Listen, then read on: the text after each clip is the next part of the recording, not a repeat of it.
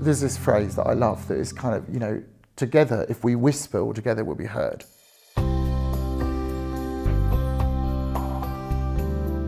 People usually, if they've been abused, they're forced to keep a secret for a long time. So it's, how do you find the language and the words to say what you need to say? And then how do you find the person that you can say it to? And often people struggle with that because it's something that they've never think they're never going to be believed. People are never going to understand, or they're going to think they asked for it. The whole process of talking about sexual abuse for me was about being believed right from when it started to happen and not being able to tell anyone what was going on. I really felt for a very long time that I was living in a box, in an archive suite in Town Hall. That's where my head was at. It was only a part life, because so much of it was locked away in small boxes to contain it, or completely buried deep. And I was very out of touch with myself and my feelings. You know, it was, everything was done to avoid risk of feeling. There will be somebody out there who can assist you along that journey. If you do disclose and someone doesn't want to hear it because they find the information too distressing, talk to someone else. It's just so not something you have to do on your own. And what I did is I got someone else to phone the police station and make the appointment for me. Ask for a private room. Ask to speak to a woman if you don't want to speak to a man, or vice versa. Eventually I became trustful. I just said, it's okay. They're on my side.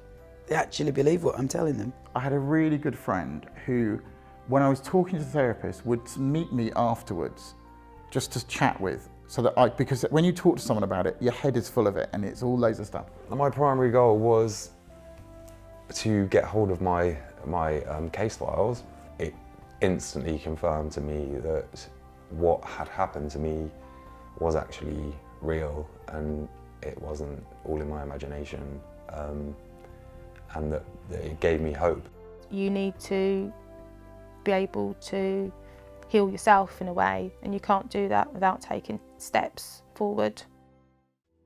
If I was told then the changes I'd be able to make, would be able to make in my life, I really wouldn't have believed it at the time. And if I'd known 3 or 4 years ago how far I would come in that time, I mean, I would have found it hard to believe.